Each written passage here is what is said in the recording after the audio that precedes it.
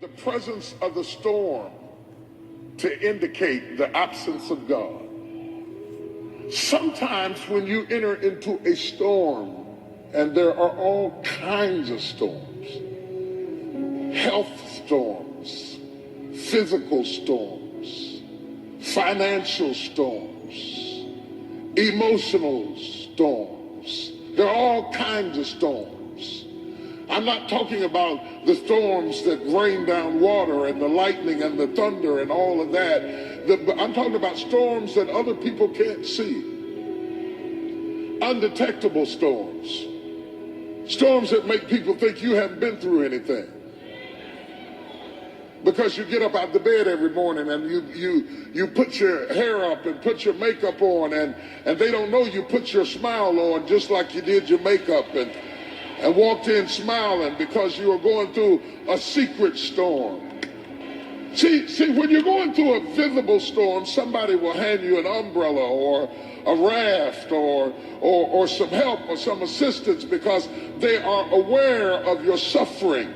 But when you're going through a secret storm, there is no comfort there because nobody knows that you're dealing with a secret storm. They're jealous of the car you're driving, not knowing that it's 2 payments behind. They're envious of the position that you were promoted to, not knowing that now that you're promoted into that position, you can't even rest at night. You can't even sleep at night. You got so much pressure and so much responsibility on you. And all of a sudden you're in a storm and nobody even knows it. And when we get in a storm, we have a tendency to wonder, where is God? Job said, I looked for him. He was there a minute ago, but now I can't find him. I looked on the right side and I couldn't find him. I looked on the left side and I perceived him not. Where is God in the storm? Because we buy into this notion that if God was with us, we would have no storm. That if God were really with us, we would be happy.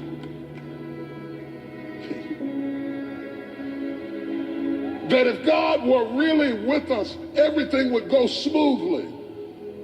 That if God were really on our side, we would have no family problems.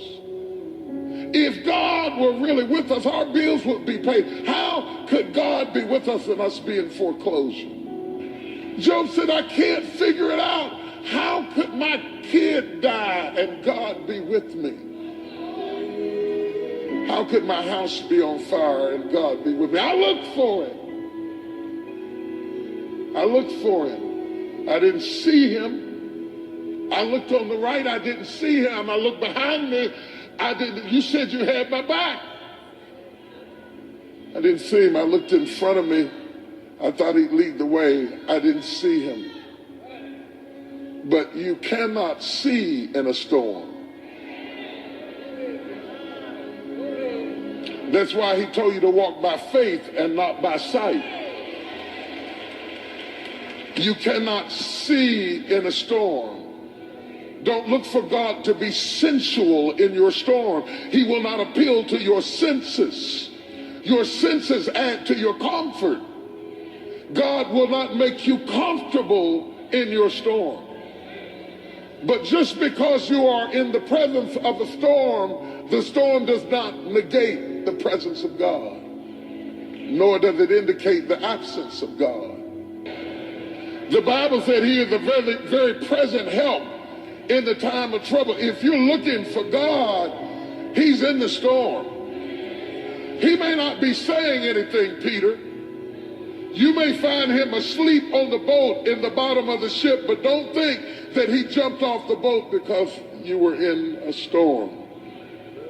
He is with you in the storm. He promised.